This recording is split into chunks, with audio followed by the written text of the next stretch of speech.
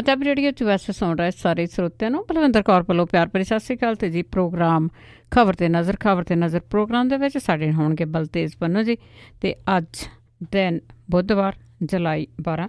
ਖਬਰਾਂ ਕਰਨ ਤੋਂ ਪਹਿਲਾਂ ਧੰਨਵਾਦ ਕਰਨਾ ਚਾਹੁੰਦੇ ਸਾਡੇ ਸਪੋਂਸਰਸ ਜਿਨ੍ਹਾਂ ਨੇ ਇਸ ਪ੍ਰੋਗਰਾਮ ਨੂੰ ਸਪੋਂਸਰ ਕੀਤਾ। ਆਪ ਸਭ ਤੱਕ ਪਹੁੰਚਾਇਆ ਜੀ ਖਾਲਸਾ ਇੰਸ਼ੋਰੈਂਸ ਏਜੰਸੀ ਸੈਨੋਜ਼ੇ ਤੋਂ, ਗੁਰਦੀਪ ਸਿੰਘ ਵਿਰਦੀ ਕਲੋਵਸ, ਇਸ਼ਾਨਜੀਤ ਸਿੰਘ ਕਲੋਟੀ ਜੁੱਬਾ ਸਿਟੀ, ਜੱਸੀ ਗਿੱਲ ਤੇ ਜੱਸੀ ਸਿੱਧੂ ਜੀ ਬੇਕਰਸਫੀਲਡ, ਹਰਵਿੰਦਰ ਸਿੰਘ ਸਮਰਾ ਜੁੱਬਾ ਸਿਟੀ, ਗੁਰਵੀਰ ਸਿੰਘ ਬਰਾੜ ਫਰੈਜ਼ਨੋ, ਹਰਵੰਤ ਸਿੰਘ ਉਪਲ ਜੁੱਬਾ ਸਿਟੀ। ਬਹੁਤ ਬਹੁਤ ਇਹਨਾਂ ਦੇ ਧੰਨਵਾਦੀ ਇਹਨਾਂ ਨੇ ਇਸ ਪ੍ਰੋਗਰਾਮ ਨੂੰ ਸਪੋਂਸਰ ਕੀਤਾ, ਆਪ ਸਭ ਤੱਕ ਪਹੁੰਚਾਇਆ ਜੀ।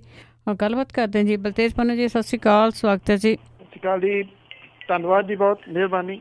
ਹਾਂ ਤੇ ਜੀ ਸਭ ਤੋਂ ਪਹਿਲਾਂ ਆਪਾਂ ਗੱਲ ਕਰੀਏ ਭਾਰਤ ਅਤੇ ਗੁਆਂਢੀ ਜਿਹੜੇ ਚੀਨ ਅਤੇ ਨਾਲ ਲੱਗਦੇ ਪਾਕਿਸਤਾਨ ਦੇ। ਅਤੇ ਚੀਨ ਨੇ ਆਫਰ ਕੀਤਾ ਹੈ ਕਿ ਮੈਂ ਭਾਰਤ ਅਤੇ ਪਾਕਿਸਤਾਨ ਦੇ ਵਿੱਚ ਸਾਰੂ ਰੋਲ ਨਿਭਾਉਣ ਲਈ ਤਿਆਰ ਹਾਂ।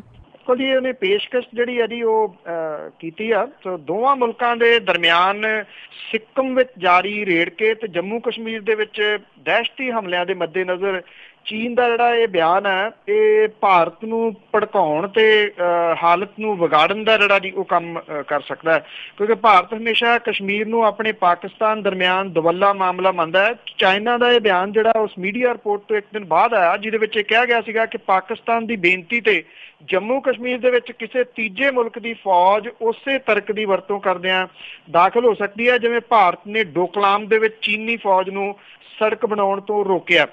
ਇਹ ਬਿਆਨ ਦੇ ਉੱਤੇ ਅਜੇ ਜਿਹੜਾ ਜੀ ਪ੍ਰਤੀਕਰਮ ਭਾਰਤ ਵਾਲੀ ਸਾਈਡ ਦੇ ਉੱਤੋਂ ਕੋਈ ਬਹੁਤਾ ਜਿਹੜਾ ਆਇਆ ਨੀਗਾ। ਆਉਂਦੇ ਦਿਨਾਂ ਦੇ ਦੌਰਾਨ ਇਹ ਮਾਮਲਾ ਜਿਹੜਾ ਜੀ ਉਹ ਭਖ ਸਕਦਾ ਹੈ, ਕਿਉਂਕਿ ਪਹਿਲਾਂ ਹੀ ਭਾਰਤ ਤੇ ਚਾਈਨਾ ਜਿਹੜੇ ਆ ਜੀ ਉਹ ਆਮੋ ਸਾਹਮਣੇ ਹੋਏ ਆ ਸਿੱਕਮ ਵਾਲੇ ਮਾਮਲੇ ਦੇ ਉੱਤੇ। ਉਧਰ ਜਿੱਥੇ ਜੰਮੂ ਕਸ਼ਮੀਰ ਦੇ ਵਿੱਚ ਜਿੱਥੇ ਹਾਲਾਤ ਪਿਛਲੇ ਦਿਨਾਂ ਤੋਂ ਖਰਾਬ ਹੋਏ ਨੇ, ਉੱਥੇ ਦੁਬਾਰਾ ਫੇਰ ਜਿਹੜੀ ਹੈ ਜੀ ਪਾਕਿਸਤਾਨ ਦੀ ਸਾਈਡ ਤੋਂ ਕੁਝ ਗੋਲਾਬਾਰੀ ਕੀਤੀ ਗਈ ਆ ਜਿਹਦੇ ਵਿੱਚ 2 ਜਵਾਨਾਂ ਦੀ ਮੌਤ ਜਿਹੜੀ ਆ ਜੀ ਉਹ ਹੋ ਗਈ ਆ। ਔਰ ਬਡਗਾਮ ਜ਼ਿਲ੍ਹੇ ਦੇ ਵਿੱਚ ਮੁਕਾਬਲਾ ਇੱਕ ਹੋਇਆ ਜਿਹਦੇ ਵਿੱਚ ਜਿਹੜੇ ਹਿਜ਼ਬੁਲ ਮੁਜਾਹਿਦੀਨ ਹੈ ਉਹਦੇ 3 ਅੱਤਵਾਦੀ ਜਿਹੜੇ ਨੇ ਉਹ ਮਾਰੇ ਗਏ ਨੇ। ਇਸ ਮਸਲੇ ਦੇ ਉੱਤੇ ਭਾਰਤ ਦੇ ਵਿੱਚ ਵੀ ਜਿਹੜੀ ਹੈ ਜੀ ਉਹ ਸਿਆਸਤ ਚੱਲ ਰਹੀ ਹੈ। ਕਾਂਗਰਸ ਦੇ ਉਪ ਪ੍ਰਧਾਨ ਜਿਹੜੇ ਨੇ ਰਾਹੁਲ ਗਾਂਧੀ, ਉਹਨਾਂ ਨੇ ਇਸ ਮਸਲੇ ਦੇ ਉੱਤੇ ਪ੍ਰਧਾਨ ਮੰਤਰੀ ਨਰਿੰਦਰ ਮੋਦੀ ਹੋਰਾਂ ਦੇ ਉੱਤੇ ਸਿੱਧਾ ਅਟੈਕ ਜਿਹੜਾ ਜੀ ਉਹ ਕੀਤਾ। ਉਹਨਾਂ ਨੇ ਇਹ ਕਿਹਾ ਕਿ ਨਰਿੰਦਰ ਮੋਦੀ ਹੋਰੀ ਥੋੜ੍ਹ ਚਿਰੀ ਜਿਹੜੀ ਹੈ ਜੀ ਉਹ ਪ੍ਰਸਿੱਧੀ ਲੈਣ ਦੀ ਖਾਤਰ ਲੋਕਾਂ ਨੂੰ ਜੰਮੂ ਕਸ਼ਮੀਰ ਦੇ ਵਿੱਚ ਮਰਵਾ ਰਹੇ ਨੇ। ਉਹਨਾਂ ਨੇ ਇਹ ਗੱਲ ਕਹੀ ਹੈ ਕਿ PDP ਦੇ ਨਾਲ ਕੀਤਾ ਗਿਆ ਜਿਹੜਾ ਸਮਝੌਤਾ ਹੈ ਜਿਹੜਾ BJP ਨੇ ਕੀਤਾ ਉਹਨੂੰ ਉੱਥੇ ਸੱਤਾ ਤਾਂ ਕੁਛ ਦੇਰ ਦੇ ਵਾਸਤੇ ਦੇ ਸਕਦਾ ਪਰ ਜੰਮੂ ਕਸ਼ਮੀਰ ਦਾ ਉਹ ਨੁਕਸਾਨ ਜਿਹੜਾ ਕਰ ਰਹੇ ਨੇ। ਜੀ ਬਿਲਕੁਲ, ਦੇਖਦੇ ਹਾਂ ਕਿਸ ਤਰ੍ਹਾਂ ਦੇ ਅੱਗੇ ਤੋਂ ਅੱਗੇ ਇਹਨਾਂ ਦੇ ਬਿਆਨ ਆਉਂਦੇ ਆ। ਅਤੇ ਅੱਗੇ ਆਪਾਂ ਜੇ ਗੱਲ ਕੀਤੀ ਆ ਬਹੁਤ ਵਾਰੀ ਲਾਸਟ ਈਅਰ ਵੀ ਕੀਤੀ ਸੀਗੀ ਸਰਵਣ ਸਿੰਘ ਫਲੌਰ ਅਤੇ ਉਸਦੇ ਪੁੱਤਰ ਦੀ, ਕਿ ਉਹਨਾਂ ਦੀ ਛਾਣਬੀਣ ਹੋ ਰਹੀ ਸੀਗੀ। ਅਤੇ ਹੁਣ ਸਰਵਣ ਸਿੰਘ ਫਲੌਰ ਅਤੇ ਦਮਨਵੀਰ ਅਤੇ ਅਵਿਨਾਸ਼ ਦੇ ਜਿਹੜੇ ਚਲਾਨ ਆ ਪੇਸ਼ ਹੋ ਗਏ। ਐਕਚੁਅਲੀ ਜੀ ਜਦੋਂ ਵੀ ਇਹ ਗੱਲ ਜਿਹੜੀ ਜੀ ਡਰੱਗ ਮਾਮਲੇ ਦੀ ਚੱਲਦੀ ਸੀਗੀ ਤਾਂ ਉਦੋਂ ਇਹ ਗੱਲ ਵੱਡੇ ਪੱਧਰ ਤੇ ਚੱਲਦੀ ਰਹੀ ਹੈ ਨਾ ਕਿ ਜਿਹੜੀਆਂ ਸਰਕਾਰ ਦੇ ਵਿੱਚ ਕੁਛ ਧਿਰਾਂ ਬੈਠੀਆਂ ਨੇ ਉਹਨਾਂ ਦੀ ਇਨਵੋਲਵਮੈਂਟ ਇਹਦੇ ਵਿੱਚ ਹੈਗੀ ਆ। ਸਰਕਾਰ ਨੇ ਕਦੀ ਇਹ ਮੰਨਿਆ ਨਹੀਂ ਸੀਗਾ ਪਰ ਹੁਣ ਇਹ ਜਿਹੜੀ ਚਾਰਜ ਸ਼ੀਟ ਪੇਸ਼ ਕੀਤੀ ਗਈ ਆ 6000 ਕਰੋੜ ਰੁਪਈਏ ਦੇ ਡਰੱਗ ਮਾਮਲੇ 'ਚ 8400 ਸਫ਼ਿਆਂ ਦਾ ਸਪਲੀਮੈਂਟਰੀ ਚਲਾਨ ਹੈ ਜੀ। ਇਹਦੇ ਵਿੱਚ 12 ਲੋਕ ਜਿਹੜੇ ਆ ਜੀ ਉਹ ਸ਼ਾਮਲ ਦੱਸੇ ਗਏ ਆ। ਇਹਦੀ ਅਹਿਮੀਅਤ ਜਿਹੜੀ ਹੈ ਜੀ ਉਹ ਇਸ ਚਾਰਜ ਸ਼ੀਟ ਦੀ ਇੱਥੋਂ ਲਾਈ ਜਾ ਸਕਦੀ ਆ ਕਿ ਇਨਫੋਰਸਮੈਂਟ ਡਾਇਰੈਕਟੋਰੇਟ ਦੇ ਜਿਹੜੇ ਡਾਇਰੈਕਟਰ ਨੇ ਨਰਿੰਜਨ ਸਿੰਘ ਹੁਰੀ ਕੱਲ ਖੁਦ ਜਿਹੜੀ ਹੈ ਜੀ ਅਗਵਾਈ ਕਰ ਰਹੇ ਸੀਗੇ ਇਸ ਟੀਮ ਦੀ ਜਿਹਨੇ ਇਹ ਚਲਾਨ ਪੇਸ਼ ਕੀਤਾ। CBI ਦੀ ਅਦਾਲਤ ਜਿਹੜੀ ਪਹਿਲਾਂ ਪਟਿਆਲੇ ਹੁੰਦੀ ਸੀਗੀ ਮਹੀਨਾ ਕੁ ਪਹਿਲਾਂ ਇੱਥੋਂ ਬਦਲ ਗਈ ਹੈ ਜੀ, ਉਹ ਹੁਣ ਚਲੇਗੀ ਸਾਹਿਬਜ਼ਾਦਾ ਅਜੀਤ ਸਿੰਘ ਨਗਰ ਮੋਹਾਲੀ ਦੇ ਵਿੱਚ। ਉੱਥੇ ਇਹ ਚਲਾਨ ਜਿਹੜਾ ਜੀ ਪੇਸ਼ ਕੀਤਾ ਗਿਆ। ਇਸ ਚਲਾਨ ਦੇ ਵਿੱਚ ਅਕਾਲੀ ਸਰਕਾਰ ਦੇ ਦੌਰਾਨ ਮੰਤਰੀ ਰਹੇ ਸੀਨੀਅਰ ਅਕਾਲੀ ਆਗੂ ਸਰਵਣ ਸਿੰਘ ਫਲੌਰ, ਉਹਦਾ ਮੁੰਡਾ ਦਮਨਵੀਰ ਸਿੰਘ ਫਲੌਰ, ਸਾਬਕਾ ਸੰਸਦੀ ਸਕੱਤਰ ਅਵਿਨਾਸ਼ ਚੰਦਰ, ਉਹਦੇ ਤੋਂ ਇਲਾਵਾ ਜਗਜੀਤ ਸਿੰਘ ਚਾਹਲ, ਉਹਦਾ ਭਰਾ ਪਰਮਜੀਤ ਸਿੰਘ ਚਾਹਲ, ਇੰਦਰਜੀਤ ਕੌਰ, ਦਵਿੰਦਰ ਕਾਂਤ ਸ਼ਰਮਾ, ਜਸਵਿੰਦਰ ਸਿੰਘ, ਸਚਿਨ ਸਰਦਾਨਾ, ਸੁਸ਼ੀਲ ਕੁਮਾਰ ਸਰਦਾਨਾ, ਕੈਲਾਸ਼ ਸਰਦਾਨਾ ਤੇ ਰਸ਼ਮੀ ਸਰਦਾਨਾ ਦੇ ਖਿਲਾਫ 5ਵਾਂ ਸਪਲੀਮੈਂਟਰੀ ਚਲਾਨ ਜਿਹੜਾ ਜੀ ਇਹ ਪੇਸ਼ ਕੀਤਾ ਗਿਆ। ਇਹਦੇ ਵਿੱਚ ਇਹਨਾਂ ਲੋਕਾਂ ਦੀ ਜਿਹੜੀ ਪ੍ਰੋਪਰਟੀ ਆ ਉਹਨੂੰ ਵੀ ਨਾਲ ਇਸ ਚਲਾਨ ਦੇ ਵਿੱਚ ਅਟੈਚ ਜਿਹੜਾ ਉਹ ਕੀਤਾ ਗਿਆ। ਔਰ ਇਹ ਜਿਹੜੇ 8 ਕੰਪਨੀਆਂ ਬਣਾਉਣ ਤੇ ਮਹਿੰਗੀਆਂ ਕਾਰਾਂ ਖਰੀਦਣ ਦਾ ਖੁਲਾਸਾ ਵੀ ਇਹਦੇ ਵਿੱਚ ਜਿਹੜਾ ਜੀ ਕੀਤਾ ਗਿਆ, ਜਿਹੜਾ ਕਿ ਚਹਿਲ ਹੈ ਜੀ ਉਹਦੇ ਵੱਲੋਂ, ਔਰ ਉਹਨੂੰ ਪਿਛਲੇ ਦਿਨੀ ਗ੍ਰਿਫਤਾਰ ਜਿਹੜਾ ਜੀ ਫੇਰ ਕਰ ਲਿਆ ਸੀਗਾ ਇਨਫੋਰਸਮੈਂਟ ਡਾਇਰੈਕਟੋਰੇਟ ਨੇ। ਜਿਹੜਾ ਜੀ ਇਹ ਦੱਸਿਆ ਗਿਆ ਜੀ ਕਿ ਬਨੂੜ ਥਾਣੇ ਦੇ ਵਿੱਚ ਡਰੱਗ ਤਸਕਰੀ ਮਾਮਲੇ ਦੇ ਵਿੱਚ ਜਗਦੀਸ਼ ਭੋਲਾ ਸਣੇ ਬਾਕੀ ਜਿਹੜੇ ਮੁਲਾਜ਼ਮ ਸੀ ਉਹਨਾਂ ਖਿਲਾਫ ਇੱਕ ਮੇਨ ਚਲਾਨ ਤੇ 4 ਸਪਲੀਮੈਂਟਰੀ ਚਲਾਨ ਜਿਹੜੇ ਆ ਉਹ ਪੇਸ਼ ਕੀਤੇ ਜਾ ਚੁੱਕੇ ਆ। ਜਗਦੀਸ਼ ਭੋਲਾ ਨੇ NRI ਜਸਵਿੰਦਰ ਸਿੰਘ ਦੇ ਨਾਂ ਤੇ ਕੈਨੇਡਾ ਦੇ ਵਿੱਚ ਜਾਇਦਾਦ ਜਿਹੜੀ ਇਹਦੀ ਬਣਾਈ ਆ। ਜੇਲ੍ਹ 'ਚ ਬੰਦ ਸੁਖਰਾਜ ਸਿੰਘ ਉਰਫ ਰਾਜਾ ਰਾਹੀਂ ਉਹਨੇ ਭੋਲੇ ਨੇ ਵਿਦੇਸ਼ ਦੇ ਵਿੱਚ ਜਾਇਦਾਦ ਖਰੀਦਣ ਲਈ ਪੈਸਿਆਂ ਦਾ ਲੈਣ ਦੇਣ ਕੀਤਾ। ਮੁਲਜ਼ਮਾਂ ਨੇ ਕਰੀਬ 1 ਅਰਬ ਦੀ ਜਾਇਦਾਦ ਜਿਹੜੀ ਇਹਦੀ ਬਣਾਈ ਆ। ਅਦਾਲਤ ਦੇ ਵਿੱਚ ਅਗਲੀ ਕੇਸ ਦੀ ਸੁਣਵਾਈ ਜਿਹੜੀ ਇਹਦੀ 25 ਤਰੀਕ ਨੂੰ ਹੈ। ਚੁੰਨੀ ਲਾਲ ਗਾਭਾ ਜਿਹੜਾ ਫੜਿਆ ਗਿਆ ਸੀਗਾ ਉਹਦੇ ਕੋਲੋਂ ਜਿਹੜੀ ਡਾਇਰੀ ਫੜੀ ਗਈ ਸੀ ਉਹਦੇ ਵਿੱਚ ਇਹ ਸਾਰੇ ਨਾਮ ਜਿਹੜੇ ਆ ਜੀ ਉਹ ਸ਼ਾਮਲ ਸੀਗੇ। ਸਰਵਣ ਸਿੰਘ ਫਲੌਰ ਨੂੰ ਉਹਨਾਂ ਦੇ ਮੰਤਰੀ ਦੇ ਅਹੁਦੇ ਤੋਂ ਜਿਹੜਾ ਜੀ ਅਕਾਲੀ ਦਲ ਨੇ ਹਟਾ ਦਿੱਤਾ ਸੀ, ਅਕਾਲੀ ਦਲ ਚੋਂ ਨਹੀਂ ਸੀ ਹਟਾਇਆ। ਅਵਿਨਾਸ਼ ਚੰਦਰ ਨੂੰ ਉਹਨਾਂ ਨੇ ਚੀਫ ਪਾਰਲੀਮਾਨੀ ਸੈਕਟਰੀ ਜਿਹੜਾ ਉਹ ਲਾਈ ਰੱਖਿਆ ਸੀ, ਹਾਲਾਂਕਿ ਉਹਦੇ ਤੋਂ ਸਭ ਤੋਂ ਵੱਧ ਇਨਫੋਰਸਮੈਂਟ ਡਾਇਰੈਕਟੋਰੇਟ ਨੇ ਪੁੱਛਗਿੱਛ ਕੀਤੀ ਸੀ। ਇਹ ਦੋਏ ਜਿਹੜੇ ਸੀਗੇ ਜੀ ਚੋਣਾਂ ਤੋਂ ਪਹਿਲਾਂ ਕਾਂਗਰਸ ਦੇ ਵਿੱਚ ਸ਼ਾਮਲ ਹੋ ਗਏ ਸੀਗੇ। ਇੱਕ ਗੱਲ ਦੀ ਆਸ ਸੀਗੀ ਕਿ ਸਰਵਣ ਸਿੰਘ ਫਲੌਰ ਹੋਰਾਂ ਨੂੰ ਕਾਂਗਰਸ ਦੀ ਟਿਕਟ ਮਿਲ ਸਕਦੀ ਹੈ, ਪਰ ਕਾਂਗਰਸ ਨੇ ਵੀ ਇਹਨਾਂ ਦੋਨਾਂ ਤੋਂ ਤਾਲਾ ਜਿਹੜਾ ਜੀ ਉਹ ਵੱਟ ਲਿਆ ਸੀਗਾ ਤੇ ਇਹਨਾਂ ਨੂੰ ਟਿਕਟ ਜਿਹੜੀ ਉਹ ਨਹੀਂ ਸੀ ਦਿੱਤੀ। ਸੋ ਕਾਂਗਰਸ ਦੇ ਵਿੱਚ ਜਾਣਾ ਵੀ ਇਹਨਾਂ ਦੇ ਜਿਹੜਾ ਜੀ ਉਹ ਰਾਸ ਨਹੀਂ ਆਇਆ। ਇਨਫੋਰਸਮੈਂਟ ਡਾਇਰੈਕਟੋਰੇਟ ਨੇ ਇਹਨਾਂ ਨੂੰ ਬਾਰ-ਬਾਰ ਸੱਦ ਕੇ ਇਹਨਾਂ ਤੋਂ ਪੁੱਛਗਿੱਛ ਕੀਤੀ ਸੀ। ਪੁੱਛਗਿੱਛ ਉਹਨਾਂ ਨੇ ਸਾਬਕਾ ਮਾਲ ਮੰਤਰੀ ਬਿਕਰਮ ਸਿੰਘ ਮਜੀਠੀਆ ਤੋਂ ਵੀ ਕੀਤੀ ਸੀ। ਇਹ ਉਹੀ ਕੇਸ ਆ ਸਾਰਾ ਜੀ। ਜੀ ਵੈਸੇ ਜਿਹੜੀ ਤੁਸੀਂ ਕੀਤੀ ਹੈਗੀ ਆ ਪ੍ਰੋਪਰਟੀ ਬਾਹਰ ਬਣਾਈ ਹੋ, ਉੱਥੇ ਤਾਂ ਕੋਈ ਬੰਦਾ, ਕੋਈ ਪੁਲਿਸ ਵਾਲਾ ਵੱਡਾ ਆਫਿਸਰ ਜਾਂ ਜਿੰਨੇ ਵੀ ਸਾਡੇ ਪੋਲੀਟੀਸ਼ੀਅਨ ਆ ਸਾਰਿਆਂ ਨੇ ਪ੍ਰੋਪਰਟੀ ਬਾਹਰ ਹੀ ਬਣਾਈ ਹੋਈ ਆ। ਇੱਥੇ ਤਾਂ ਵਿਚਾਰੇ ਰੋਣ ਲਈ ਕਿਸਾਨ ਹੀ ਰਹਿ ਗਏ ਆ। ਅਤੇ ਅੱਗੇ ਆਪਾਂ ਨੌਕਰੀਆਂ ਦੀ ਜੇ ਗੱਲ ਕਰੀਏ ਤਾਂ ਕੈਪਟਨ ਸਾਹਿਬ ਨੇ ਬਹੁਤ ਲਾਰੇ ਲਾਏ ਸੀ ਕਿ ਹਰ ਇੱਕ ਘਰ ਨੂੰ ਨੌਕਰੀ ਮਿਲੂਗੀ, ਅਤੇ ਨੌਕਰੀਆਂ ਲੈਣ ਦੇ ਲਈ ਕੈਪਟਨ ਸਾਹਿਬ ਨੇ ਮਦਦ ਮੰਗੀ ਮੋਦੀ ਦੀ। ਐਕਚੁਅਲੀ ਜੀ ਇਹ ਆਉਣ ਵਾਲੇ ਸਮੇਂ 'ਚ ਮੇਰਾ ਖਿਆਲ ਸਿਆਸੀ ਪਾਰਟੀਆਂ ਹੋ ਸਕਦਾ ਜੀ ਇਹ ਸੋਚਣ ਕਿ ਜਿਹੜਾ ਇੱਕ ਨਵਾਂ ਤਰੀਕਾ ਅਪਣਾਇਆ ਗਿਆ PK ਵਾਲਾ ਜੀ, ਪ੍ਰਸ਼ਾਂਤ ਕਿਸ਼ੋਰ ਵਾਲਾ, ਕਿ ਉਹਨੂੰ ਜਿਹੜਾ ਹਾਇਰ ਕਰ ਲਿਆ ਜਾਂਦਾ ਕਰੋੜਾਂ ਰੁਪਈਏ ਦੇ ਉੱਤੇ, ਤੇ ਉਹ ਡਰੀਮ ਸੈਲਰ ਆ ਜੀ।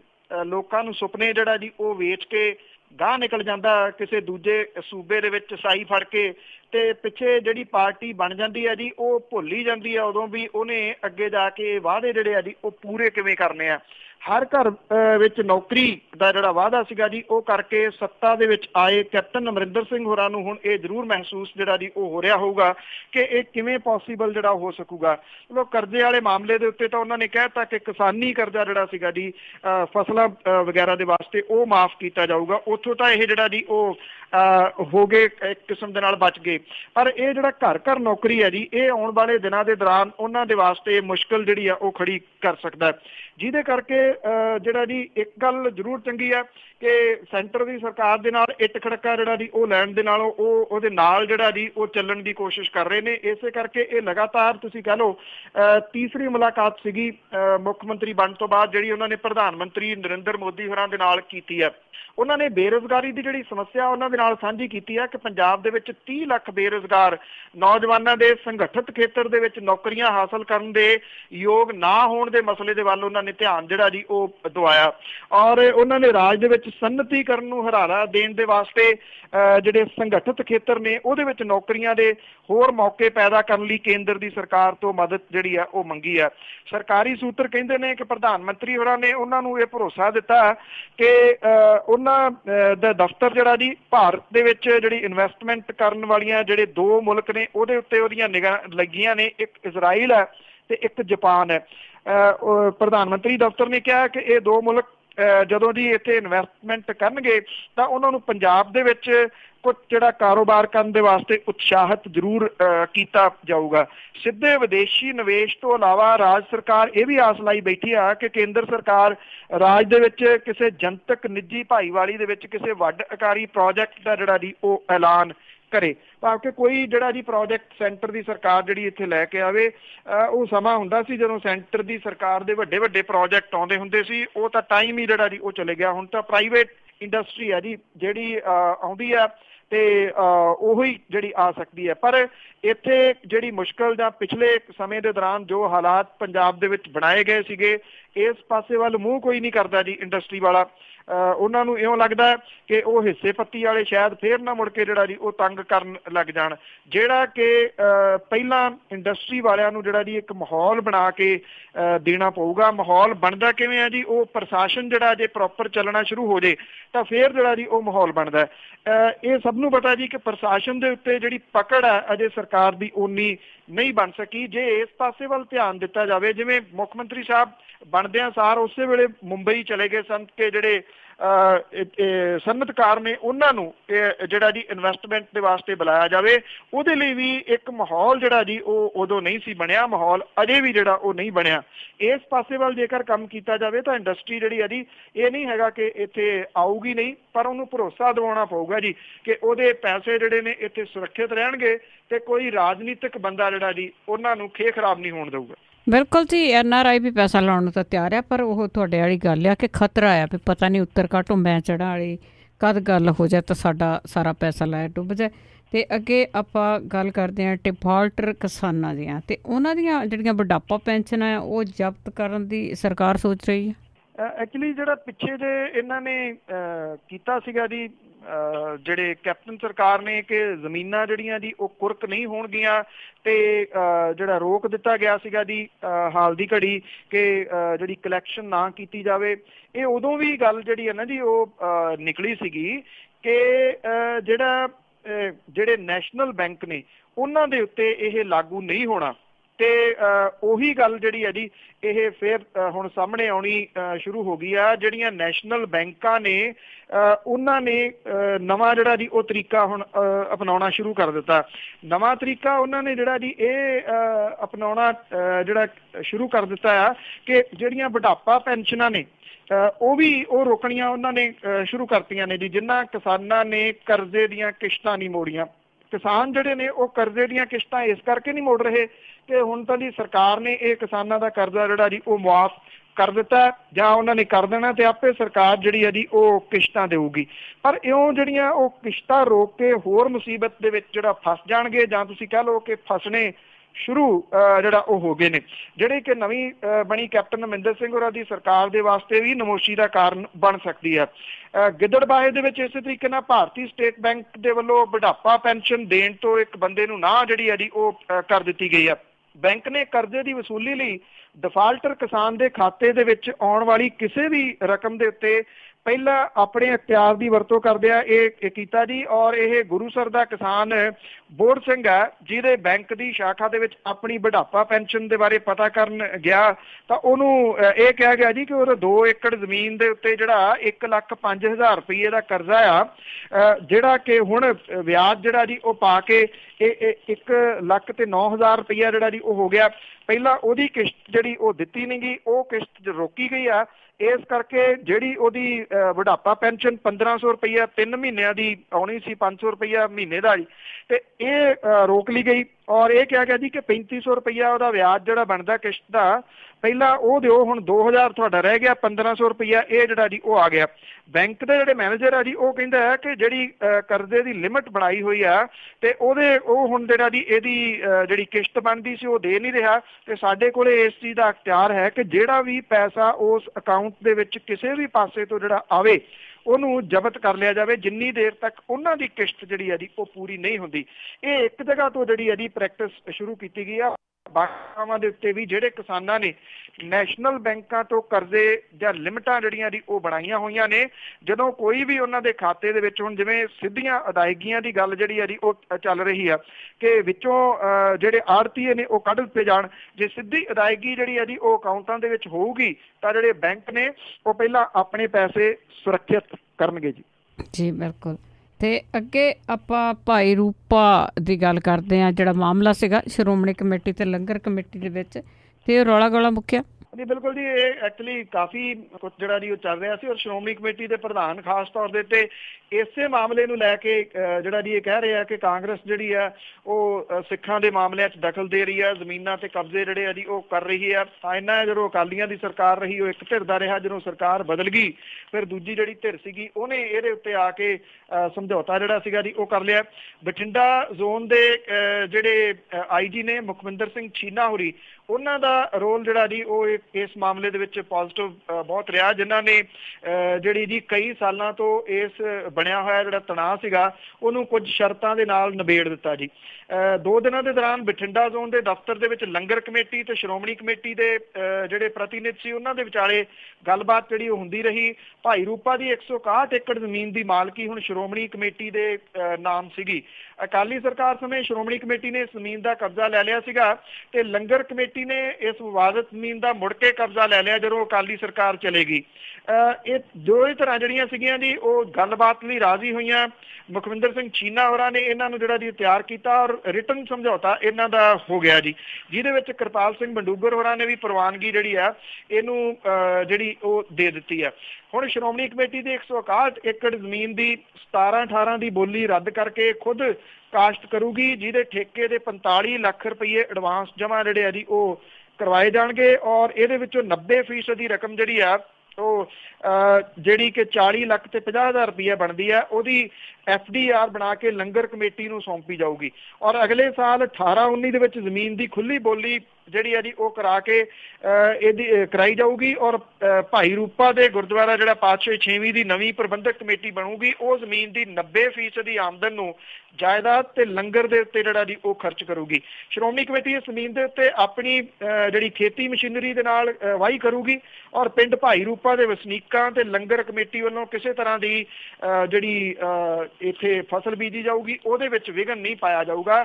ਜਿਹੜੀ ਲੰਗਰ ਕਮੇਟੀ ਹੈ ਜੀ ਉਹਦੀ ਮੰਗ ਜਿਹੜੀ ਮੇਨ ਇਹੀ ਸੀਗੀ ਕਿ ਪੈਸਾ ਜਿਹੜਾ ਇੱਥੋਂ ਤੁਸੀਂ ਲੈਂਦੇ ਹੋ ਜਾਂ ਇੱਥੇ ਕਾਸ਼ਤ ਹੁੰਦੀ ਆ ਉੱਥੇ ਤੁਸੀਂ ਗੁਰਦੁਆਰੇ ਦੇ ਉੱਤੇ ਜਾਂ ਲੰਗਰ ਦੇ ਉੱਤੇ ਪੈਸਾ ਨਹੀਂ ਲਾਉਂਦੇ ਔਰ ਇਹ ਜਿਹੜੀ ਕਾਸ਼ਤ ਸੀਗੀ ਇਹ ਕਹਿਣ ਨੂੰ ਸ਼੍ਰੋਮਣੀ ਕਮੇਟੀ ਦੀ ਸੀ, ਅਸਲ ਦੇ ਵਿੱਚ ਇਹਦੇ ਉੱਤੇ ਕੁਝ ਅਕਾਲੀ ਆਗੂ ਜਿਹੜੇ ਮਾਲਵੇ ਦੇ ਨੇ ਉਹ ਕਾਬਲ ਸਨ ਜੀ, ਉਹ ਸਾਰਾ ਕੁਝ ਇੱਥੋਂ ਲੈ ਜਾਂਦੇ ਸਨ। ਸੋ ਪਿੰਡ ਵਾਲਿਆਂ ਨੇ ਇਹਦੇ ਉੱਤੇ ਕਬਜ਼ਾ ਕੋਈ ਆਪਣੇ ਵਾਸਤੇ ਨਹੀਂ ਸੀ ਕੀਤਾ ਲੰਗਰ ਕਮੇਟੀ ਨੇ, ਉਹ ਤਾਂ ਇਹ ਕਹਿੰਦੇ ਸਨ ਜਿਸ ਗੁਰਦੁਆਰੇ ਦੀ ਜ਼ਮੀਨ ਹੈ ਉਹਦੇ ਉੱਤੇ ਇਹਦਾ ਜਿਹੜਾ ਮੁਨਾਫਾ ਆ ਉਹ ਲੱਗਣਾ ਚਾਹੀਦਾ ਹੈ ਤੇ ਇਹੀ ਫੈਸਲਾ ਹੁਣ ਜਿਹੜਾ ਜੀ ਉਹ ਸ਼੍ਰੋਮਣੀ ਗੁਰਦੁਆਰਾ ਪ੍ਰਬੰਧਕ ਕਮੇਟੀ ਨੂੰ ਕਰਨਾ ਪਿਆ। ਬਿਲਕੁਲ ਜੀ, ਪਰ ਲੱਗਦਾ ਹੋਰ ਪਾਸੇ ਸੀ। ਤੇ ਅੱਗੇ ਆਪਾਂ ਜਿਹੜੀ ਨਹਿਰ ਦੀ ਗੱਲ ਹੋ ਰਹੀ ਆ, ਸੁਪਰੀਮ ਕੋਰਟ ਦੇ ਆਰਡਰ ਨੇ ਉਸੇ ਉੱਤੇ ਸਿਆਸਤ ਜਾਰੀ, ਅਕਾਲੀ ਤੇ ਕਾਂਗਰਸੀ ਬਿਆਨੋ ਬਿਆਨੀ। ਜਿਹੜਾ ਅਕਾਲੀ ਦਲ ਹੈ ਜੀ ਉਹਦੇ ਬਿਆਨ ਵੈਸੇ ਸਮਝ ਤੋਂ ਪਰੇ ਵਾਲੀ ਗੱਲ ਹੈ, ਜਿਹੜੇ ਸੁਖਬੀਰ ਸਿੰਘ ਬਾਦਲ ਹੋਰਾਂ ਦੇ ਨਾਂ ਦੇ ਥੱਲੇ ਵੀ ਲੱਗੇ ਨੇ, ਉਹਨਾਂ ਨੇ ਇਹ ਗੱਲ ਕਹੀ ਆ ਕਿ ਕੈਪਟਨ ਅਮਰਿੰਦਰ ਸਿੰਘ ਹੁਰੀ ਜਿਹੜੇ ਨੇ ਉਹ ਇਹ ਗੱਲ ਛੱਡ ਦੇਣ ਕਿ ਉਹ ਜਿਹੜਾ ਜੀ ਸਮਝੌਤਾ ਨਾ ਕਰਨ ਔਰ ਬਿਆਨ ਇਹ ਦੇਣ ਕਿ ਮੈਂ ਨਹੀਂ ਮੰਨਦਾ ਸੁਪਰੀਮ ਕੋਰਟ ਦਾ ਫੈਸਲਾ ਤੇ ਨਾ ਗੱਲਬਾਤ ਦੇ ਵਾਸਤੇ ਟੇਬਲ ਦੇ ਉੱਤੇ ਆਊਂਗਾ। ਉਹ ਕਹਿੰਦੇ ਕਿ ਕੈਪਟਨ ਅਮਰਿੰਦਰ ਸਿੰਘ ਹੁਰੀ ਜਿਹੜੇ ਜੀ ਉਹ ਟੇਬਲ ਦੇ ਉੱਤੇ ਗੱਲਬਾਤ ਕਰਨ ਦੀ ਜਿਹੜੀ ਜੀ ਹਾਮੀ ਭਰ ਕੇ ਇੱਕ ਕਿਸਮ ਦੇ ਨਾਲ ਗੋਡੇ ਟੇਕ ਰਹੇ ਆ ਸੈਂਟਰ ਦੀ ਸਰਕਾਰ ਦੇ ਮੂਹਰੇ ਔਰ ਉਹ ਪੰਜਾਬ ਦਾ ਪਾਣੀ ਜਿਹੜਾ ਜੀ ਉਹ ਦੇ ਦੇਣਗੇ ਹਰਿਆਣੇ ਨੂੰ। ਤੋ ਇਸ ਮਾਮਲੇ ਦੇ ਵਿੱਚ ਕਾਂਗਰਸੀ ਆਗੂ ਜਿਹੜੇ ਨੇ ਉਹਨਾਂ ਨੇ ਮਨਪ੍ਰੀਤ ਸਿੰਘ ਬਾਦਲ, ਰਾਣਾ ਗੁਰਜੀਤ ਸਿੰਘ, ਤ੍ਰਿਪਤ ਰਜਿੰਦਰ ਸਿੰਘ ਬਾਜਵਾ, ਇਹਨਾਂ ਨੇ ਅਕਾਲੀਆਂ ਨੂੰ ਜਿਹੜਾ ਜੀ ਉਹ ਘੇਰਿਆ। ਇਹ ਕਿਹਾ ਕਿ ਸੁਖਬੀਰ ਸਿੰਘ ਬਾਦਲ ਤੇ ਪ੍ਰਕਾਸ਼ ਸਿੰਘ ਬਾਦਲ ਹੁਰੀ ਨਾ ਕਦੇ ਕਾਨੂੰਨ ਦੇ ਵਿੱਚ ਇਹਨਾਂ ਨੇ ਯਕੀਨ ਕੀਤਾ ਤੇ ਨਾ ਕਰੀ ਅਦਾਲਤਾਂ ਦੇ ਉੱਤੇ ਇਹਨਾਂ ਨੂੰ ਭਰੋਸਾ ਰਿਹਾ, ਇਸੇ ਕਰਕੇ ਅਦਾਲਤੀ ਜਿਹੜੇ ਕੇਸ ਸੀਗੇ ਉਹਨਾਂ ਦੇ ਵਿੱਚ ਪੰਜਾਬ ਦਾ ਕੇਸ ਇਹਨਾਂ ਨੇ ਹੌਲਾ ਕੀਤਾ ਔਰ ਉਹ ਇਹ ਕਹਿੰਦੇ ਨੇ ਕਿ ਸੱਤਾ ਦੇ ਵਿੱਚ ਰਹਿੰਦਿਆਂ ਇਹਨਾਂ ਨੇ ਕੋਈ ਰਾਖੀ ਨਹੀਂ ਕੀਤੀ। ਹੁਣ ਇਹ ਬਿਨਾਂ ਮਤਲਬ ਤੋਂ ਉਕਸਾ ਰਹੇ ਨੇ ਕੈਪਟਨ ਅਮਰਿੰਦਰ ਸਿੰਘ ਹੋਰਾਂ ਨੂੰ। ਵੈਸੇ ਜੇ ਦੇਖਿਆ ਜਾਵੇ ਤਾਂ ਇਸ ਮਾਮਲੇ ਦੇ ਵਿੱਚ ਇਹ ਕਿਹਾ ਜਾ ਸਕਦਾ ਜੀ ਕਿ ਹਾਸੋਹੀਣਾ ਦਾ ਬਿਆਨ ਹੈ ਜਿਹੜਾ ਅਕਾਲੀ ਦਲ ਦਾ ਕਿ ਤੁਸੀਂ ਇਹ ਕਹਿ ਦਿਓ ਕਿ ਅਸੀਂ ਮੰਨਦੇ ਨਹੀਂ, ਅਸੀਂ ਸੁਪਰੀਮ ਕੋਰਟ ਦੇ ਜਿਹੜੀ ਉਹਨੇ ਹਦਾਇਤਾਂ ਕੀਤੀਆਂ ਉਹਨੂੰ ਨਹੀਂ ਮੰਨਾਂਗੇ, ਅਸੀਂ ਗੱਲਬਾਤ ਦੇ ਵਿੱਚ ਜਿਹੜਾ ਜੀ ਉਹ ਸ਼ਾਮਲ ਨਹੀਂ ਹੋਵਾਂਗੇ ਕਿਉਂਕਿ ਜਿਹੜੇ ਸੰਵਿਧਾਨਿਕ ਅਹੁਦੇ ਦੇ ਉੱਤੇ ਕੈਪਟਨ ਅਮਰਿੰਦਰ ਸਿੰਘ ਹੋਰੀ ਬੈਠੇ ਨੇ, ਮੁੱਖ ਮੰਤਰੀ ਜਿਹੜਾ ਜੀ ਉਹ ਸੁਪਰੀਮ ਕੋਰਟ ਨੂੰ ਨਾ ਕਿਵੇਂ ਕਰ ਸਕਦਾ ਜੀ, ਇਹ ਕੰਟੈਂਪਟ ਆਫ ਕੋਰਟ ਹੋ ਜਾਊਗਾ। ਇਹ ਨਹੀਂ ਕਿਹਾ ਜਾ ਸਕਦਾ ਕਿ ਸੁਪਰੀਮ ਕੋਰਟ ਦਾ ਫੈਸਲਾ ਅਸੀਂ ਮੰਨਾਂਗੇ ਨਹੀਂ, ਅਸੀਂ ਗੱਲਬਾਤ ਦੇ ਵਿੱਚ ਸ਼ਾਮਲ ਨਹੀਂ ਹੋਵਾਂਗੇ। ਜੇ ਸੈਂਟਰ ਦੀ ਸਰਕਾਰ ਦੋਏ ਧਿਰਾਂ ਨੂੰ ਬਿਠਾਉਂਦੀ ਆ ਪੰਜਾਬ ਤੇ ਹਰਿਆਣੇ ਨੂੰ ਤਾਂ ਉਹਦੇ ਵਿੱਚ ਜਾ ਕੇ ਪੰਜਾਬ ਦਾ ਮੁੱਖ ਮੰਤਰੀ ਆਪਣਾ ਪੱਖ ਪੇਸ਼ ਕਰ ਸਕਦਾ ਕਿ ਜਦੋਂ ਸਮਝੌਤਾ ਹੋਇਆ ਸੀ ਉਦੋਂ ਪਾਣੀ ਦੀ ਸਿਚੁਏਸ਼ਨ ਕੀ ਸੀ, ਹੁਣ ਪਾਣੀ ਦੀ ਸਿਚੁਏਸ਼ਨ ਕੀ ਹੈ। ਜੇ ਤੁਸੀਂ ਉੱਥੇ ਜਾ ਕੇ ਆਪਣਾ ਪੱਖ ਜਿਹੜਾ ਜੀ ਉਹ ਨਹੀਂ ਰੱਖੋਗੇ ਤਾਂ ਇਹ ਚੀਜ਼ ਜਿਹੜੀ ਹੈ ਜੀ ਅੱਗੋਂ ਤੁਹਾਨੂੰ ਕਾਨੂੰਨੀ ਉਲਝਣਾਂ ਦੇ ਵਿੱਚ ਫਸਾ ਦੂਗੀ। ਖਾਸ ਤੌਰ ਦੇ ਉੱਤੇ ਸੁਪਰੀਮ ਕੋਰਟ ਦੇ ਵਿੱਚ ਜੇ ਹਰਿਆਣਾ ਕੱਲ ਨੂੰ ਇਹ ਕਹਿੰਦਾ ਜਾਂ ਸੈਂਟਰ ਦੀ ਸਰਕਾਰ ਕਹਿੰਦੀ ਹੈ ਕਿ ਮੈਂ 2 ਧਿਰਾਂ ਨੂੰ ਸੱਦਿਆ ਸੀ, ਇੱਕ ਧਿਰ ਜਿਹੜੀ ਆਈ ਹੋਈ ਨਹੀਂ, ਤੇ ਫਿਰ ਇਹਦਾ ਅਸਰ ਜਿਹੜਾ ਜੀ ਉਹ ਬਿਲਕੁਲ ਉਲਟ ਪਊਗਾ। ਇਸ ਕਰਕੇ ਅਕਾਲੀ ਦਲ ਦਾ ਜਿਹੜਾ ਇਹ ਬਿਆਨ ਹੈ ਕਿ ਇਹਨੂੰ ਬਿਲਕੁਲ ਇਗਨੋਰ ਕਰ ਦਿੱਤਾ ਜਾਵੇ, ਇਹ ਪੋਸੀਬਲ ਨਹੀਂ ਹੋ ਸਕਦਾ। ਸੰਵਿਧਾਨਕ ਅਹੁਦੇ ਦੇ ਉੱਤੇ ਰਹਿੰਦੇ ਆ, ਪਤਾ ਉਹਨਾਂ ਨੂੰ ਵੀ ਹੈ, ਪਰ ਸਿਰਫ ਬਿਆਨ ਦੇਣ ਦੇ ਵਾਸਤੇ ਬਿਆਨ ਦੇ ਦਿੱਤਾ, ਜਿਹਦੇ ਕਰਕੇ ਦੋਵੇਂ ਤਰ੍ਹਾਂ ਅਕਾਲੀ ਦਲ ਤੇ ਕਾਂਗਰਸੀ ਜਿਹੜੇ ਆ ਜੀ ਉਹ ਇੱਕ ਦੂਜੇ ਦੇ ਉੱਤੇ ਬਿਆਨ ਦੇ ਰਹੇ ਨੇ। ਬਿਲਕੁਲ, ਕਿ ਜਿੰਨਾ ਚਿਰ ਰਹੇ ਆ ਕੀਤਾ ਆਪ ਵੀ ਇਹਨਾਂ ਨੇ ਕੱਖ ਨੇ। ਤੇ ਅੱਗੇ ਆਪਾਂ ਗੱਲ ਕਰਦੇ ਕਿ ਪਿਛਲੇ 5 ਸਾਲਾਂ ਦੇ ਵਿੱਚ ਪੰਜਾਬ ਦੇ ਅੰਦਰ ਜਿੰਨੇ ਵੀ ਅੰਦੋਲਨ ਹੋਏ ਆ, ਹੜ੍ਹ ਆਇਆ ਰਿਹਾ। ਬਿਲਕੁਲ ਜੀ, ਤੁਸੀਂ ਇਹ ਅੰਦਾਜ਼ਾ ਲਾਓ ਕਿ ਜਿਹੜੀ ਪਿਛਲੀ ਸਰਕਾਰ ਸੀ ਉਹਦੇ ਤੋਂ ਕਿਹੜਾ ਵਰਗ ਸੀਗਾ ਜਿਹੜਾ ਖੁਸ਼ ਸੀਗਾ ਜੀ, ਜਿਹਦੇ ਕਰਕੇ ਇਹ ਅੰਦੋਲਨ ਜਿਹੜੇ ਸੀਗੇ ਉਹ ਪੰਜਾਬ ਦੇ ਸਿਰ ਚੜ੍ਹ ਕੇ ਇੱਕ ਕਿਸਮ ਦੇ ਨਾਲ ਬੋਲੇ। 5 ਸਾਲਾਂ ਦੇ ਦੌਰਾਨ 51,000 ਅੰਦੋਲਨ ਜਿਹੜੇ ਸੀ ਉਹ ਹੋਏ। ਐਵਰੇਜ 28 ਅੰਦੋਲਨ ਰੋਜ਼ ਜਿਹੜੇ ਆ ਜੀ ਉਹ ਹੁੰਦੇ ਰਹੇ। ਸਭ ਤੋਂ ਵੱਧ ਜਿਹੜੇ ਸੀਗੇ ਜੀ ਉਹ ਮੁਲਾਜ਼ਮ ਵਰਗ ਦੇ ਅੰਦੋਲਨ ਸੀਗੇ, ਜਿਨ੍ਹਾਂ ਦੀ ਗਿਣਤੀ 23,900 ਤੇ ਇੱਕ ਜਿਹੜੀ ਹੈ, ਭਾਵ ਕਿ ਮੁਲਾਜ਼ਮਾਂ ਨੇ ਰੋਜ਼ਾਨਾ ਤਕਰੀਬਨ 14 ਅੰਦੋਲਨ ਕੀਤੇ। ਔਰ 4 ਸਾਲਾਂ ਦੇ ਦੌਰਾਨ, ਪਿਛਲੀ ਸਰਕਾਰ ਦੇ ਪਹਿਲੇ 4 ਸਾਲਾਂ ਦੇ ਦੌਰਾਨ ਜਿਹੜੇ ਲੋਕਾਂ ਦੇ 11 ਅੰਦੋਲਨਾਂ ਦੇ ਉੱਤੇ ਪੁਲਿਸ ਨੇ ਗੋਲੀ ਚਲਾਈ, 32 ਅੰਦੋਲਨਾਂ ਤੇ ਡਾਂਗਾਂ ਚਲਾਈਆਂ। ਗੈਰ ਸਰਕਾਰੀ ਤੌਰ ਦੇ ਉੱਤੇ ਡਾਂਗਾਂ ਦੇ ਮਾਮਲੇ ਤਾਂ ਬਹੁਤ ਜਿਹੜੇ ਜੀ ਉਹ ਜ਼ਿਆਦਾ ਨੇ। ਸਰਕਾਰੀ ਤੌਰ ਦੇ ਉੱਤੇ ਇਹ ਅੰਕੜੇ ਜਿਹੜੇ ਹੈਗੇ ਨੇ, ਜਿਹੜੇ 5 ਸਾਲਾਂ ਦੇ ਦੌਰਾਨ, ਪਿਛਲੇ 5 ਸਾਲਾਂ ਦੇ ਦੌਰਾਨ 1756 ਸਟੂਡੈਂਟ ਜਿਹੜੇ ਸੀ ਉਹਨਾਂ ਨੇ ਅੰਦੋਲਨ ਕੀਤੇ, 7755 ਅੰਦੋਲਨ ਮਜ਼ਦੂਰਾਂ ਨੇ ਕੀਤੇ। ਸਿਆਸੀ ਆਗੂਆਂ ਦੇ ਵਰਕਰਾਂ ਨੇ ਕਰੀਬ 9,000 ਅੰਦੋਲਨ ਕੀਤੇ, ਜਿਹਦੇ ਵਿੱਚ ਕਾਂਗਰਸ ਤੇ ਆਪ ਦੇ ਅੰਦੋਲਨ ਜਿਹੜੇ ਉਹ ਜ਼ਿਆਦਾ ਸੀਗੇ। ਕਿਸਾਨਾਂ ਤੇ ਬੇਰੁਜ਼ਗਾਰਾਂ ਦੇ ਵੱਲੋਂ ਕੀਤੇ ਗਏ ਅੰਦੋਲਨ ਜਿਹੜੇ ਆ ਜੀ ਉਹ ਵੱਖਰੇ ਨੇ, ਉਹ ਇਹਦੇ ਵਿੱਚ ਜਿਹੜੇ ਉਹ ਸ਼ਾਮਲ ਨਹੀਂ ਹੈਗੇ।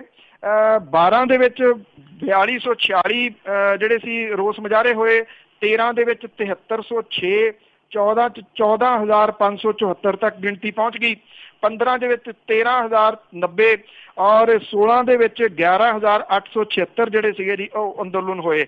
ਗੱਠਜੋੜ ਸਰਕਾਰ ਦੇ ਆਖਰੀ ਸਾਲ ਹਾਲਾਤ ਇਹ ਸੀਗੇ ਕਿ ਰੋਜ਼ 32 ਅੰਦੋਲਨ ਜਿਹੜੇ ਸੀਗੇ ਜੀ ਉਹ ਹੁੰਦੇ ਰਹੇ। ਔਰ 5 ਸਾਲਾਂ ਦੇ ਦੌਰਾਨ ਪੁਲਿਸ ਨੇ 11 ਵਾਲੀ ਗੋਲੀ ਚਲਾਈ, ਜਿਹਦੇ ਨਾਲ 8 ਅੰਦੋਲਨਕਾਰੀਆਂ ਦੀ ਜਾਨ ਜਿਹੜੀ ਸੀ ਉਹ ਗਈ, 70 ਜਿਹੜੇ ਸੀਗੇ ਜੀ ਉਹ ਜ਼ਖਮੀ ਹੋਏ। ਜੀ ਜੀ ਬਿਲਕੁਲ, ਕਿਹੜਾ ਦਿਨ ਸੀ ਜਿੱਦਣ ਅੰਦੋਲਨ ਨਹੀਂ ਸੀ ਚੱਲਦਾ। ਤੇ ਅੱਗੇ ਆਪਾਂ ਫੰਡ ਵੰਡਣ ਦੀ ਜੇ ਗੱਲ ਕਰੀਏ, ਉਹਨਾਂ ਦੇ ਵਿੱਚ ਡਾਕਟਰ ਗਾਂਧੀ ਤੇ ਗਵਾਇਆ ਸਭ ਤੋਂ ਮੋਹਰੀ। ਬਿਲਕੁਲ ਜੀ, ਜਿਹੜੇ ਇਹ ਫੰਡਸ ਆਉਂਦੇ ਨੇ MP ਲੈਂਡ ਫੰਡ, ਜਿਹੜੇ ਵਰਤਨੇ ਹੁੰਦੇ ਆ ਜੀ MP ਨੇ, ਔਰ ਇਹ ਡਿਪਟੀ ਕਮਿਸ਼ਨਰ ਦੇ ਰਾਹੀਂ ਜਿਹੜਾ ਜੀ ਉਹ ਵਰਤੇ ਜਾਂਦੇ ਆ। ਡਿਪਟੀ ਕਮਿਸ਼ਨਰ ਨੂੰ ਰਿਕਮੈਂਡ ਕਰਕੇ ਭੇਜਣਾ ਹੁੰਦਾ, ਅੱਗੋਂ ਫਿਰ ਡਿਪਟੀ ਕਮਿਸ਼ਨਰ ਨੇ ਜਿਹੜੇ ਆ ਜੀ ਇਹ ਫੰਡਸ ਸੰਬੰਧਿਤ ਜਿੱਥੇ ਐਲਾਨ ਕੀਤੇ ਹੁੰਦੇ ਉੱਥੇ ਦੇਣੇ ਹੁੰਦੇ ਆ। 3 ਸਾਲਾਂ ਦੇ ਦੌਰਾਨ ਪੰਜਾਬ ਦੇ 13 ਲੋਕ ਸਭਾ ਮੈਂਬਰਾਂ ਦੇ ਵਿੱਚੋਂ ਲੋਕਲ ਏਰੀਆ ਦੇ ਵਿੱਚ ਵਿਕਾਸ ਫੰਡਾਂ ਦੇ ਵਰਤੋਂ ਦੇ ਮਾਮਲੇ 'ਚ ਡਾਕਟਰ ਧਰਮਵੀਰ ਗਾਂਧੀ ਜਿਹੜੇ ਪਟਿਆਲੇ ਤੋਂ ਮੈਂਬਰ ਪਾਰਲੀਮੈਂਟ ਨੇ ਉਹ ਪਹਿਲੇ ਨੰਬਰ ਤੇ ਨੇ। ਫਿਰੋਜ਼ਪੁਰ ਤੋਂ ਸ਼ੇਰ ਸਿੰਘ ਘਬਾਇਆ ਦੂਜੇ ਨੰਬਰ ਤੇ ਨੇ। ਸੰਗਰੂਰ ਤੋਂ ਆਮ ਆਦਮੀ ਪਾਰਟੀ ਦੇ ਮੈਂਬਰ ਪਾਰਲੀਮੈਂਟ ਭਗਵੰਤ ਮਾਨ ਹੋਰੀ ਇਸ ਮਾਮਲੇ 'ਚ ਫਾਡੀ ਹੋ ਗਏ ਨੇ ਜੀ। ਇਸ ਫੰਡ ਦੇ ਤਹਿਤ ਦੇਸ਼ ਦੇ ਹਰੇਕ MP ਨੂੰ, ਜ਼ਿਲ੍ਹੇ ਦੇ ਡਿਪਟੀ ਕਮਿਸ਼ਨਰ ਨੂੰ ਹਰ ਸਾਲ ਆਪਣੀ ਪਸੰਦ ਦੇ ਮੁਤਾਬਕ 5 ਕਰੋੜ ਰੁਪਏ ਦੇ ਵਿਕਾਸ ਕੰਮਾਂ ਦੀ ਸਿਫਾਰਿਸ਼ ਕਰਨ ਦਾ ਅਖਤਿਆਰ ਜਿਹੜਾ ਜੀ ਉਹ ਹੁੰਦਾ। ਔਰ 3 ਸਾਲਾਂ ਦੇ ਮਿਲੇ ਰਿਕਾਰਡ ਦੇ ਮੁਤਾਬਕ ਪੰਜਾਬ ਦੇ ਹਰੇਕ MP ਨੂੰ ਆਪੋ ਆਪਣੇ ਹਲਕਿਆਂ ਦੇ ਵਿੱਚ 20 ਕਰੋੜ ਰੁਪਏ ਤੱਕ ਵਿਕਾਸ ਕੰਮ ਕਰਾਉਣ ਦਾ ਅਖਤਿਆਰ ਸੀ। ਔਰ ਇਹਦੇ ਤਹਿਤ ਡਾਕਟਰ ਗਾਂਧੀ ਹੋਰਾਂ ਨੇ ਆਪਣੇ ਕੋਟੇ ਵਿੱਚੋਂ 3 ਸਾਲਾਂ ਦੇ ਦੌਰਾਨ 13 ਕਰੋੜ 6 ਲੱਖ ਰੁਪਏ ਦੇ ਵਿਕਾਸ ਕੰਮਾਂ ਦੀ ਸਿਫਾਰਿਸ਼ ਕੀਤੀ, ਜਿਹੜਾ ਕਿ 87% ਬਣਦਾ। ਜ਼ਿਆਦਾ ਉਹਨਾਂ ਨੇ ਜਿਹੜਾ ਸੀਗਾ ਜੀ ਪੇਂਡੂ ਸਕੂਲ, ਜਿਮਨੇਜ਼ੀਅਮ ਦਾ ਸਾਜੋ ਸਮਾਨ, ਵਾਟਰ ਪਿਉਰੀਫਾਈ, ਜਿਹੜੀ ਬੈਂਚ ਵਗੈਰਾ ਸੀਗੇ ਜੀ ਉਹ ਲਵਾਏ। ਫਿਰੋਜ਼ਪੁਰ ਦੇ MP ਸ਼ੇਰ ਸਿੰਘ ਘਬਾਇਆ ਨੇ 12 ਕਰੋੜ 13 ਲੱਖ ਰੁਪਏ ਦੀ ਸਿਫਾਰਿਸ਼ ਕੀਤੀ, ਜਿਹੜਾ 86% ਬਣਦਾ। ਔਰ ਇਹਦੇ 'ਚ ਫਾਡੀ ਰਹਿਣ ਵਾਲਿਆਂ ਦੇ ਵਿੱਚ ਗੁਰਦਾਸਪੁਰ ਦੇ ਸਾਬਕਾ MP ਮਰਹੂਮ ਵਿਨੋਦ ਖੰਨਾ ਰਹੇ ਜੀ, ਜਿਨ੍ਹਾਂ ਨੇ ਮਹਿਜ਼ 62.84% ਫੰਡਾਂ ਦੀ ਵਰਤੋਂ ਕੀਤੀ। ਹੇਠਲੇ ਪਾਸੇ ਤੋਂ ਦੂਜੇ ਨੰਬਰ ਦੇ ਉੱਤੇ 64.44% ਦੀ ਵਰਤੋਂ ਦੇ ਨਾਲ ਆਮ ਆਦਮੀ ਪਾਰਟੀ ਦੇ ਭਗਵੰਤ ਮਾਨ, ਤੇ ਤੀਜੇ ਨੰਬਰ ਦੇ ਉੱਤੇ 64.82% ਦੇ ਨਾਲ ਅੰਮ੍ਰਿਤਸਰ ਦੇ ਗੁਰਜੀਤ ਸਿੰਘ ਔਜਲਾ ਜਿਹੜੇ ਸੀ ਉਹ ਰਹੇ। ਜਿਹੜਾ ਮਾਲੀ ਸਾਲ ਦਾ ਅਖੀਰਲਾ ਹੁੰਦਾ ਜੀ, ਜਿਹੜਾ 18 ਹੋਊਗਾ ਤੁਸੀਂ ਕਹਿ ਲਓ, ਜੇ ਉਹਦੇ ਦੌਰਾਨ ਇਹ ਫੰਡ ਨਹੀਂ ਵਰਤੇ ਜਾਂਦੇ ਤਾਂ ਫਿਰ ਇਹ ਜਿਹੜੇ ਫੰਡਸ ਨੇ ਜੀ ਉਹ ਕੋਲੈਪਸ ਹੋ ਜਾਂਦੇ ਆ, ਭਾਵ ਕਿ ਇਹ ਵਾਪਸ ਚਲੇ ਜਾਂਦੇ ਆ। ਜੀ ਬਹੁਤ ਬਹੁਤ ਧੰਨਵਾਦ ਬਲਤੇਜ ਪੰਨੂ ਜੀ। ਬਹੁਤ ਮਿਹਰਬਾਨੀ ਜੀ, ਧੰਨਵਾਦ ਜੀ, ਸਤਿ ਸ਼੍ਰੀ ਅਕਾਲ। ਸਤਿ ਸ਼੍ਰੀ ਅਕਾਲ ਜੀ। ਤੇ ਸਰੋਤੇ ਸਨ ਬਲਤੇਜ ਪੰਨੂ ਜੀ ਜੋ ਸਾਡੇ ਨਾਲ ਜੁੜਦੇ ਨੇ, ਕਰਦੇ ਨੇ ਖਬਰਾਂ। ਇਸੇ ਦੇ ਨਾਲ ਸਾਡਾ ਅੱਜ ਦਾ ਬੁਲਟਨ ਇੱਥੇ ਹੀ ਸਮਾਪਤ ਹੈ। ਅਗਲੇ ਬੁਲਟਨ ਤੱਕ ਬਲਵਿੰਦਰ ਕੌਰ ਵੱਲੋਂ ਪਿਆਰ ਭਰੀ ਸਤਿ ਸ਼੍ਰੀ ਅਕਾਲ।